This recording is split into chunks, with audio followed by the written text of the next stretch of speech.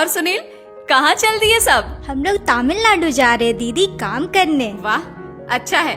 लेकिन झारखंड सरकार के श्रमदान पोर्टल पर अपना रजिस्ट्रेशन तो करवा लिया हो ना तुम लोग? नहीं दीदी। अरे आलम, रजिस्ट्रेशन करवाए हो का? नहीं, ठेकेदार तो खाली पर्ची दिया है जिसमें तमिलनाडु के कंपनी का पता लिखा है, बस। वैसे रजिस्ट्रेशन करवाने से क्या होगा? अरे तुम्हें नहीं पता, निबंधित प्रवासी श्रमिक की दुर्घटना में मृत्यु या स्थायी रूप से निशक्त होने पर 2 लाख रुपए उनके आश्रित या लाभुक को दिया जाता है।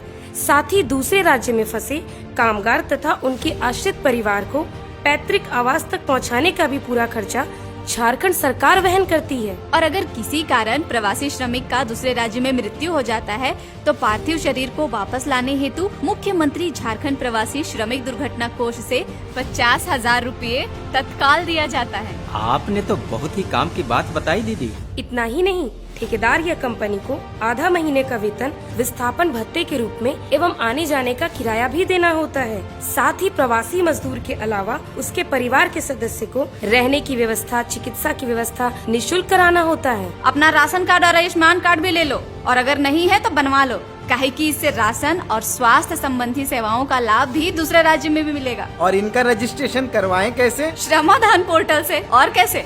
और तुम भी दूसरा राज्य में मजदूर लोग को ले जाने से पहले श्रमदान पोर्टल से अपना लाइसेंस बनवा लो। लेकिन ये सब करेंगे कैसे? ये तो बहुत आसान है। चलेंगे लॉगिन विथ डिजिटल सेवा कनेक्टिंग। जितने भी सीएससी ऑपरेटर है उनके लिए बहुत अच्छा है। यहाँ पे अपना सीएससी का आईडी को मिलाएंगे, पासवर्ड को मिलाएंगे, कैप्चा भरेंगे, साइन इन करेंगे। आप जैसे कि यहाँ पे देख रहे होंगे जो कि श्रमदान का ये ऑफिशियल साइट ओपन हो चुका होंगे। यहाँ चलेंगे सर्विस पे, यहाँ पे देख रहे होंगे जो कि वर्कर रजिस्ट्रेशन, यहाँ रजिस्ट्रेशन पे चलेंगे। सबमिट रजिस्ट्रेशन फॉर्म, आप यहाँ पे देख रहे होंगे जो कि 4 तरह का ऑप्शन दे रखा है। Pay due, registration fee, check application status. आप यहाँ से एप्लीकेशन आईडी को चेक कर सकते हैं और आप आईडी को प्रिंट कर सकते हैं। जो श्रमदान कार्ड है यहाँ से प्रिंट भी कर सकते हैं। तो सबसे पहले आपको मैं बता दूं कि आप रजिस्ट्रेशन कैसे करेंगे। तो यहाँ पे हम चलेंगे। अब इनका कुछ इंस्ट्रक्शन है जो कि एप्लीकेशन में भरने के लिए ये महत्वपूर्ण होंगे। इसको आप केयरफुली पढ़ना चाहते हैं तो पढ़ लेंगे एक एक स्टेप को। जैसे कि आप यहाँ पे देख रहे होंगे जो कि 1 नंबर में दिया हुआ है, आवेदक को आवेदन के लिए किसी प्रविष्टि को भरने या किसी इच्छा का चुनाव करने के पूर्व निर्देशों को ध्यान पूर्वक पढ़ लेना चाहिए। आवेदक को आवेदन प्रपत्र भरने हेतु वांछित विवरण देनी होगी जो कि आवेदन के अनिवार्य क्षेत्र को यानी कि चिन्ह द्वारा इंगित किया गया है। ऑनलाइन आवेदन संपर्क की प्रक्रिया के 2 चरण है। प्रथम चरण में आपके आवेदन वांछित जानकारी भरनी होगी, उसके बाद कागजातों की स्कैन की हुई प्रतियां अपलोड करना होगा। इस तरह से दिया हुआ है। चलिए मैं आगे के वीडियो में आपको देखने को सारा चीज मिल जाएगा। हम इसको यस करेंगे, आगे बढ़ेंगे। अब आपको यहाँ पे अपना आधार नंबर को फिल करेंगे। जैसे ही डालेंगे प्रोसेस में आपका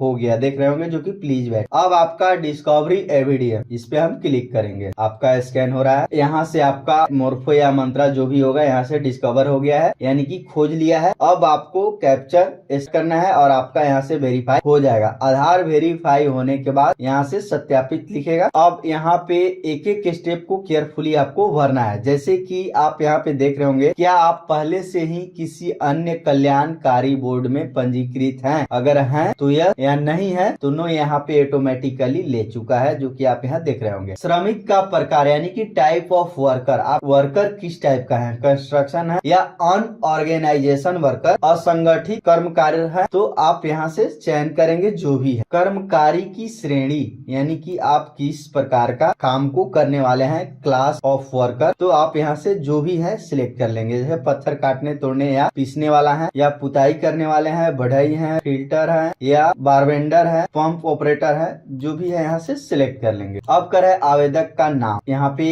इंग्लिश में एप्लीकेंट का नाम, आपका जाति क्या है, जो भी जाति से आप बिलोंग करते होंगे उस जाति को सिलेक्ट कर लेंगे। देन आपको एक पासपोर्ट साइज फोटो को अपलोड करना है, यहाँ पे देख रहे होंगे जो कि दिया हुआ है। अब करा आवेदक के पिता या पति का नाम, यहाँ पे सिलेक्ट कर लेंगे। अब करा मैरिटल स्टेटस आपका क्या है, यानी कि मैरिड है अनमैरिड है, तो यहाँ पे आप सिलेक्ट कर लेंगे जो भी है। आप जेंडर क्या है, लिंग यानी कि मेल है, फीमेल है, ट्रांसजेंडर है। एप्लीकेंट यानी आवेदक की जन्म तिथि क्या है, यहाँ से भर लेंगे। जो भी आपका डेट ऑफ बर्थ यानी कि जन्म तिथि है, यहाँ पे अपना मोबाइल नंबर जो भी आवेदक है भरेंगे, जो कि मोबाइल नंबर पहले से ही 3 से ज्यादा आप कर लिए होंगे तो आप उस पे नहीं कर सकते हैं, आपको नए मोबाइल नंबर को यहाँ पे भरना होगा। यहाँ पे इस तरह से इंस्ट्रक्शन दे रखा है। अब नीचे है प्रेजेंट एड्रेस। प्रेजेंट एड्रेस में आप जो भी हैं झारखंड के अंदर जो भी एड्रेस जहाँ से भी आप हैं इस एड्रेस को यहाँ फिल करेंगे। यहाँ पे डाकघर, पुलिस स्टेशन, आप झारखंड से हैं, किस जिले से हैं, यहाँ पे सारा जिला दे रखा है, किस प्रखंड से है, जो भी प्रखंड से है प्रखंड को चयन कर लेंगे। आपका ऑटोमेटिकली यहाँ पे लेते जाएगा। ऐसे यहाँ पे अपना पिन कोड के भर देंगे, जैसे जो भी पिन कोड आपका है। अगर आपका परमानेंट एड्रेस और प्रेजेंट एड्रेस सेम है तो यहाँ पे सेम पे टिक कर देंगे, आपका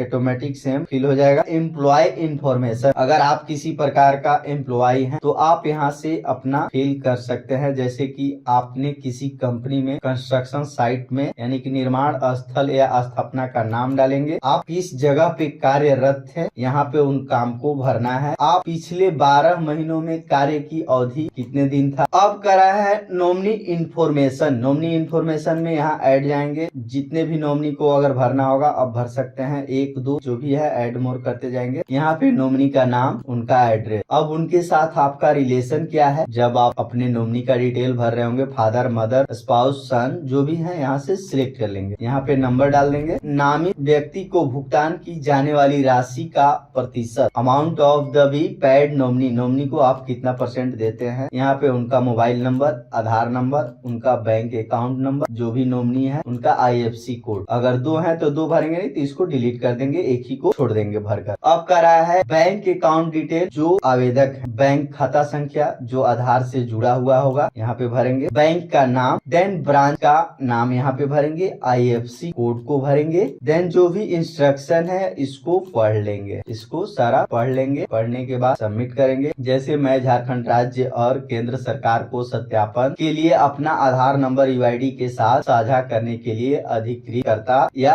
करती हूँ, इस तरह से दे रखा है। मैं प्रमाणित करती हूँ कि उपरोक्त सभी जानकारी मेरी सर्वोत्तम जानकारी की अनुसार सत्य है, साथ ही मुझे सभी नियम एवं शर्तें स्वीकार है। इस तरह से इंस्ट्रक्शन है। मैं प्रमाणित करता हूँ या करती हूँ आवेदन में दी गई सूचनाएं सही है या गलत पाए जाने पर मैं लिए गए लाभ को वापस कर दूंगा एवं मुझ पर कानूनी कार्रवाई की जा सकती है। मैं प्रमाणित करता हूँ कि मेरे द्वारा भरी गई पिछले 12 महीनों के भीतर रोजगार संबंधित जानकारी और कार्य का विवरण मेरी सर्वोत्तम जानकारी और विश्वास के अनुसार सत्य और सही है। इस तरह से सबमिट करेंगे। इसके बाद आपका यहाँ से अप्लाई हो जाएगा लेबर कार्ड के लिए और जो श्रमिक कार्ड के लिए। अगले वीडियो में आज के लिए बस इतना ही।